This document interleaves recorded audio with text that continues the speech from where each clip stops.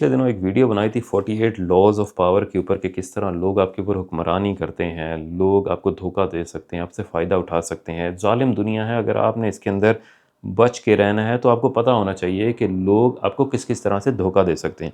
لیکن زیادہ تر لوگوں نے کمنٹ کیا کہ یہ مذہب کے خلاف ہے، اسلام کے خلاف ہے، یہ منافقت ہے، ایسی کوئی چیز ہماری تاریخ میں نہیں ملتی، ہمیں اپنی تاریخ پڑھنی چاہیے، ہمیں اپنے اسلامی حکمرانوں سے اور اسلام کی جو ہسٹری ہے وہ پڑھنی چاہیے تاکہ ہم سیکھ سکیں اور اس طرح کی منافقت سے بچ سکیں۔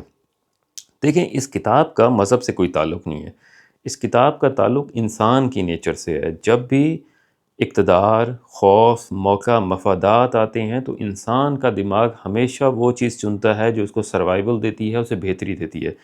اس کے لیے وہ گنجائش پیدا کر لیتا ہے، معاشرہ کیا کہے گا، لوگ کیا کہیں گے، رشتہ دار کیا کہیں گے، یہاں تک کہ مذہب کیا کہے گا، یعنی مذہب کے اندر بھی وہ گنجائش پیدا کر لیتا ہے۔ اب اس کے لیے ایک ضروری ہے کہ آپ کو اسلامی ہسٹری سے کوئی کہانی بتائی جائے جو ریئل ہو، جو ڈاکومنٹڈ ہو، اور آپ سیکھ سکیں کہ کون کون سے لاز اپلائی کیے گئے۔ اس کے اندر سے 4 رولز میں پک کرتا ہوں اور وہ بتاؤں گا کہ اسلامی ہسٹری کے اندر وہ کس طرح اپلائی ہو رہے ہیں۔ اب اس کے لیے کہانی لیتے ہیں، ریئل کہانی ہے، ڈاکومنٹڈ ہے۔ یہاں پر یہ اسپین کا علاقہ ہے۔ اسپین جو ہے مسلمانوں اس پہ حکومت کر رہے ہیں۔ نیچے یہاں پر موروکو ہے، بنو امیہ ہے جو شام سے، مصر سے، موروکو سے ہوتا ہوا اسپین میں داخل ہو گیا۔ انہوں نے اپنا ہیڈ آفس جو ہے قرطبہ میں بنایا ہوا ہے اور یہ پورا ایریا ان کے پاس ہے۔ یہاں پر ایک اوپر جگہ ہے، اس کا نام ہے تولیدو۔ یہاں پر ایک کرسچن حکومت کر رہا ہے اور اس کرسچن کنگ کا نام ہے الفیسو 6۔ بہت ہی پاپولر کنگ ہے اور بڑی اس کی جنگیں ہیں یہاں پر۔ اس کے ساتھ میں ایک جگہ ہے، اس کا نام ہے سویے۔ اس کو طائفے آف سویے بھی کہتے ہیں کیونکہ یہ ایک چھوٹا علاقہ ہے جو مسلمانوں کے پاس ہے، اور اس کے اوپر حکومت کر رہا ہے المعتمد۔ یہ بھی مسلمان ہے لیکن قریش سے نہیں ہے، یہ باربیرک ان فیملی سے ہے جو بدون ہوتے ہیں اس طرح کی ان فیملی سے ہے، لیکن یہاں پر مسلمان حکومت کر رہا ہے۔ یہاں پر ان کو ڈر ہے کہ یہ الفیسو جو ہے ہمارے اوپر حملہ نہ کرے، یا ہم اس کے اوپر حملہ کر کے یہ ایریا ہم جیت سکتے ہیں۔ اس کے پاس یہاں موروکو کے اندر ایک بہت ہی اسٹرانگ مسلمانوں کی حکومت چل رہی ہے، اور مسلمانوں کے اندر یوسف بن تشفین جو ہے وہ یہاں پر حکومت کر رہا ہے پورے موروکو کے اندر۔ المعتمد جو ہے یہاں پر اپنے دوست کو کہتا ہے، یوسف کو، کہ آپ مجھے آ کے مدد کریں، ہم اس کا جو علاقہ ہے یہ والا ہم یہ جیت سکتے ہیں۔ یوسف جو ہے وہ ایگری کر جاتا ہے، یہ اپنی حکومت اپنی فوجیوں کو لے کر اس کے پاس پہنچتا ہے، اور اب جو ہے یہاں پر جنگ ہوتی ہیں۔ یہ 1085 ہے جہاں پر یہ یہاں پہنچتا ہے۔ اب جنگ کے لیے ہے، اس کی یہاں پر خیال رکھا جاتا ہے، اس کے لیے جو فوجیوں کے لیے جو چیزیں چاہیے وہ پرووائڈ کی جاتی ہیں۔ یہ دونوں بہت خوش ہیں کہ اب جنگ ہوگی۔ جنگ ہوتی ہے یہاں پر جسے الزلاقہ کہتے ہیں۔ اس جنگ کا بڑا مشہور نام ہے اس کا، کیونکہ اس کے اندر کرسچنز جو ہے وہ ہارے تھے، تو ایک مشہور ہے، اور جو جگہ کا نام ہے وہ زغرایاس ہے، یعنی کہ اگر آپ ہسٹوریکلی دیکھیں زغرایاس میں جنگ ہوئی، الزلاقہ اس کو کہتے ہیں، اور یہاں پر اب جنگ ہوتی ہے، تقریباً کوئی سال کی جنگ ہے، 1085 سے لے کے 1086 میں جنگ چلتی ہے۔ اس کے اندر یوسف یہ کرتا ہے کہ المعتمد کو پورے پش کرتا ہے کہ آپ نے جنگ کرنی ہے۔ اس کے بہت سارے بندے یہاں مر جاتے ہیں۔ جب یہاں پر یہ جنگ بالکل جیتنے والا ہوتا ہے تو یوسف اپنی آرمی شامل کرتا ہے۔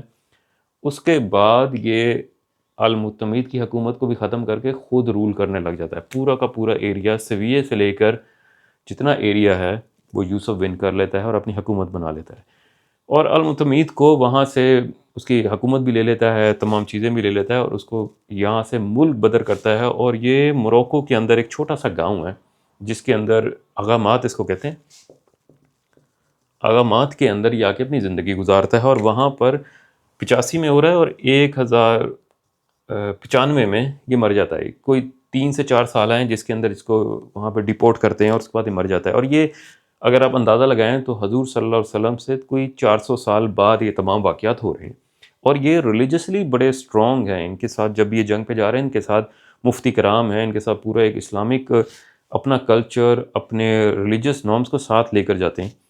اور یہاں پر یہ تمام ایکشن جو ہیں یہ اپنے مفتی حضرات سے پوچھ رہا ہے کہ کیا کروں میں، اس کو میں نے ڈیپورٹ کرنا ہے، اس کی فیملی کو ختم کرنا ہے، قتل و غارت کرنی ہے، مسلمانوں کو مارنا ہے، اگر نہیں کروں گا تو میری زندگی پریشانی میں ہوگی، مجھے یہاں پر حکومت کیسے کر سکتا ہوں میں۔ یہ تمام پرمیشنز لے کے یہ تمام کام ہو رہے ہیں۔ اب آپ نے اس میں سے 48 لاز آف پاور کہاں اپلائی ہوتے ہیں؟ اس کے لیے جو سب سے آسان ہے، اس کے اندر جو 48 قوانین ہے اس کے اندر سب سے دوسرے نمبر پر آتا ہے کہ اپنے دوست کے اوپر کبھی بھروسہ نہیں کرنا. آپ کا جو سیکرٹس ہیں، آپ کی جو ویکنس ہیں، وہ آپ کا دوست جانتا ہے. یعنی جب اسے لگا کہ یہ تو مجھ سے بھی زیادہ کمزور ہے، میں اس کے اوپر قابض ہو سکتا ہوں، وہ آپ کے اوپر قابض ہو جائے گا. کہتا ہے دشمن کے اوپر تو بھروسہ نہیں کرنا، دوست کے اوپر اس سے بھی زیادہ بھروسہ نہیں کرنا. پھر آتا ہے 7ویں نمبر کا پوائنٹ ہے جسے کہتے ہیں ٹیک کریڈٹ. لوگوں سے کام کرائیں، سب کرتے رہیں، لیکن جب موقع ملے تو آپ نے بتانا ہے یہ آپ کا ہے. یعنی کہ اس نے محنت کرائی، جنگ کرائی. یہ اس کی حکومت نہیں تھی یوسف کی، لیکن بعد میں اس نے کریڈٹ لیا کہ میں نے آپ کی مدد کی، میں آپ سے اسٹرانگ ہوں، یہ اب حکومت میں ہی کروں گا. ٹیم سے کام کرائیں لیکن بعد میں کریڈٹ لے لیں. پھر جو ایک پوائنٹ ہے وہ بڑا عجیب سا ہے، وہ ہے کہ دوسروں کو اپنا ڈپینڈنٹ کر لیں. اس کو یقین ہو گیا کہ مجھے اس کی ضرورت ہے یوسف کی، اگر یوسف نہیں آئے گا تو میں جنگ ہار جاؤں گا.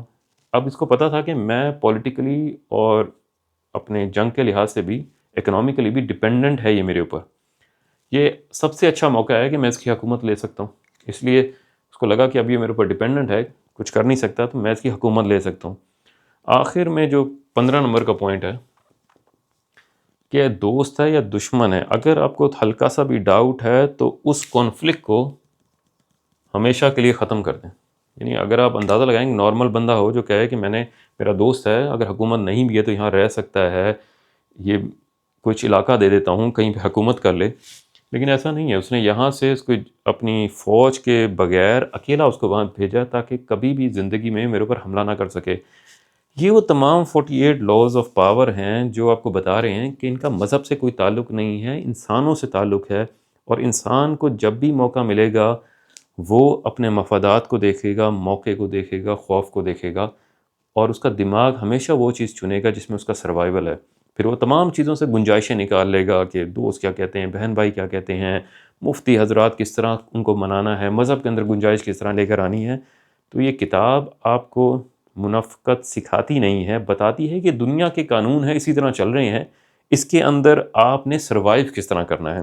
تو یہ خالی 4 قوانین ہیں جو اس پوری کتاب کے اندر مختلف کہانیوں میں لکھے ہوئے ہیں، لیکن اسلامک سٹوری سے بتانے کا مقصد یہ تھا کہ اس کا مذہب سے کوئی تعلق نہیں ہے. جب انسان کو فائدہ ملتا ہے تو انسان وہ فائدہ اٹھاتا ہے. بہت شکریہ.